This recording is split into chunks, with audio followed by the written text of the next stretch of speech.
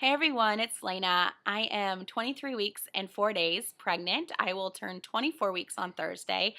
I know I have not done a very good job at keeping y'all updated with vlogs. I think the last time that I did a video um, was when I was announcing our gender. And for those of you that don't know, we have two boys. Yeah, cool. We're going to have one girl. And we have one girl. Yeah, so we have two boys. We have William, who's behind me. He's 4.5. He'll turn 5 in May, and then Yeah, this is 5. Mhm. 1, 2, 3, 4, 5. And then Patrick, who is 20 months old, and he's 1 month old. Yeah, he's 1 year old, and he is upstairs sleeping. And like William said, we're expecting a little girl. Her name is Grace Jean, and we're gonna call her Gracie. Jean is after my grandmother and my mom's middle name. So we're keeping the tradition of family names, which is awesome. So yeah, that's pretty much the last time that I updated you, was telling y'all that we were having a girl. The video previously, the prior to that one, that was pretty much my last pregnancy vlog. I kind of brought up the fact that we were in a motor vehicle accident, and I've been dealing with that, or trying to deal with that. I am getting a lot better, but I was diagnosed with acute stress disorder from it. The first actually more like 3.5 weeks after the accident, it was hard for me to get into a car without kind of having anxiety about it. So, and being pregnant and hormonal as it is, it's been difficult and stuff. So it's been difficult, but I'm getting better with time. And like I said, I just needed those weeks to just kind of focus on getting better and focus on my family and everything else, because you just don't know when, the accident kind of turned out a lot worse than it did. And it was a huge wake-up call for me, especially when it comes to taking time and not taking it for granted. And so I've been just trying to focus on a lot of stuff in my life that I probably should have focused on before. So it was, like I said, a good wake-up call. But, I'm easing my way back into finally getting... and I need cereal. Yes, William's having a snack. Easing into my normal routine before the accident. And so everything's getting better. Okay, let's go back to the reason I'm vlogging is pregnancy. I've been, symptoms-wise, I am now finally getting over morning sickness. Before I was having it all day, and then I had like a 2-week break, like right in the second trimester, and then it was just at night, and then it switched to just mornings. And I have lost 25 pounds as a result of it all, which the doctors aren't concerned yet, just because I'm a tad bit overweight. So, like I said, they're not alarmed yet. And I guess we'll find out at my next appointment if I've lost any or if I'm starting to finally gain. I do eat. I'm just not eating a lot of big meals. I can only graze all day. Like, I can't sit down and eat an entire big meal, or I'm going to feel really sick. And so what I do is I just eat every 2 to 3 hours. Like, I'll have a yogurt or an apple or a banana, or apples with peanut butter. And then I'll have maybe just like 4 ounces of chicken at night, or, beans. I've been getting most of my protein and stuff from like bean burritos, and I only eat probably like half one. So that's contributed too. Plus, I have given up all soda. And what they say, once you stop drinking soda, then, you can usually see a significant weight loss. So, yeah, I haven't I've given up soda. I know that. And caffeine, especially since caffeine makes me sick. So that's been thrown out the window. I am still a little fatigued, mainly just because my bedtime is so late and I'm taking care of 2 busy boys, especially since we haven't been able to go out anywhere because it rains every single day. And I've been having a lot of round ligament pain, stretching pains, especially around my ribs and my pelvic area. And like I said, it's uncomfortable. It's not, annoying or anything, but like when I lay down and stuff, it's very obvious. Heartburn at night and everything, that's been a little rough, so I've been starting to take Zantac for that. I take 1 pill an hour before I eat dinner, and I take it with a huge glass of water. And that's pretty much it for pregnancy symptoms.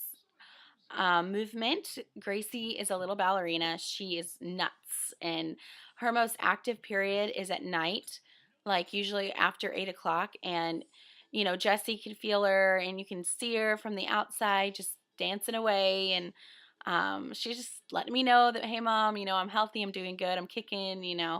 So it's been wonderful. Um, I have another ultrasound scheduled tomorrow and my lovely glucose test. I'm so looking forward to that.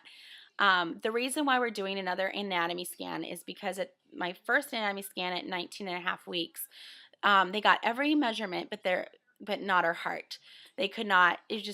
She was not in a good position to get a full look at the heart, which did make me nervous because throughout the entire ultrasound, they kept going to her heart, and I just kind of started getting a little nervous. And then she's just like, well, I think we're gonna have you come back. And I don't know. I was just like, is everything okay? She's like, well, we just can't get a good look at her heart. And I go, can you tell me at least that it has 4 chambers? Um, just because, I have actually 2 friends. One friend is in California her son has HLHS, which is hypoplastic left heart syndrome, I think, where they're missing the left side of the heart. And her toddler's doing fine. He's doing great. His name is Bodie. And then my friend Lauren, who actually lives right down the street from me, she lost her baby at 3 days old to the same condition. And so I was very nervous, just because congenital heart defects are becoming a lot more common now compared to before. And I think it's just because of all the updated technology there is and being able to diagnose a lot more in utero versus when the baby is born. So when she told me there was 4 chambers, I was, of course, okay. So worst case scenario, if there was something wrong, it wouldn't be the most, I don't know, most dangerous things for her to have, I guess. So I go in tomorrow and get the measurements and do my glucose drink. And then my next appointment isn't till January 9th. And there I will be discussing my VBAC possibilities. This last appointment I had, which was my 23-week, which was last Thursday. And it's super awesome. Yeah. William's really enjoying himself on the camera if you haven't been able to tell. So hopefully he hasn't been, hopefully he hasn't distracted you much. So anyway, I brought up a VBAC, and to my surprise, my doctor is going to let me VBAC after 2 cesareans. We sat down and chatted for, a good 15, 20, maybe 20 minutes, discussing the different statistics about C-section versus VBAC and the risks and the percentages and everything like that. And the way he told me, he was telling me about all the new guidelines of the an AO something. It's something about Obstetrics Academy of, I don't know. They are actually encouraging women now to VBAC after having 1 VBAC, and they're even encouraging women now after 2 C-sections to go with the VBAC. And so he was like, if you're comfortable for it, I'm for it, and so I talked to him. I go, so what are my chances of going rupture-free in delivery, if I'm VBACing? He said that I have a 99% chance of not rupturing. And then he said in a C-section, you have a 94 to a 96, 97% chance of having a C-section where nothing goes wrong. So if you look at those 2 numbers already. Olivia's on. The VBAC is very favorable when it comes to percentages and things going right. So my husband and I are leaning towards that. What we're going to do, and I asked him, I'm like, well, how far will you let me go until because he's like, we will not induce you at all. There will be no inductions, nothing. And I said, that's fine. I don't want anything artificial. I want to do this all on my own. And he said that he'll let me go to 42 weeks.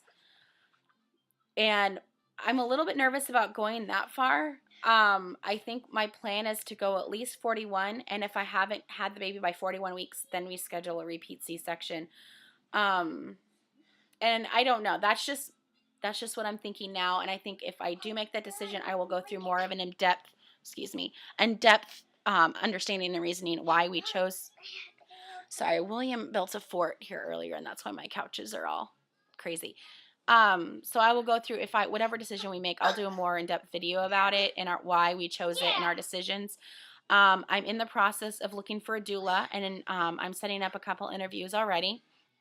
And then, like I said, I have another appointment with my main doctor, who delivered Patrick, and get his opinion on it. The doctor I have been seeing is a little bit younger. Hasn't hasn't been in practice very long. In fact, he just got into this practice, I'm not sure, about a year or two ago. So like I said, I just want to get my other doctor's opinion on what he thinks, especially since he's been in the field for over 25 years. And like I said, once we make the decision on what we're going to do, I will let you guys know. So yeah, that's kind of my big news. So I've already contacted an ICANN support group. And like I said, I've been setting up some interviews for doulas. I want to just get everyone's opinion about everything because I want to do what's best for me and the baby. I want it to be healthy in the end. I want Gracie to be healthy in the end. And I want to be happy with my decision, especially with this being my last baby. That's why I just want that natural birth. I want to experience labor. I want to feel the contractions. I want to feel every part of it. I have a lot of baby buys. So I need to do a video to show you guys. I got some new fluff and some covers and pre-folds and fitteds, and it's all pink. I love it, pink or purple. And like I said, I just got our ergo today, and I have a bunch of clothes, and I would love to show them off. So hopefully I can get that done sometime this week. Most of everything of Gracie's is in Patrick's nursery. So yeah, I'm already going on 13 minutes, and I think that's pretty long, especially with a rambunctious 4.5-year-old behind me. And just so you know, quote me. You can quote me. This is like the 5th time I've tried to do this video in the past hour. Videos are really funny and awesome and fun. Yep. So William's been really wanting to take over. So anyway, I will try and get a baby buys video up, and like I said, keep you posted on my VBAC thing. If any of you guys have any encouraging words for me or support regarding my VBAC, I would greatly appreciate it. So anyway, I will talk to you guys later. Bye.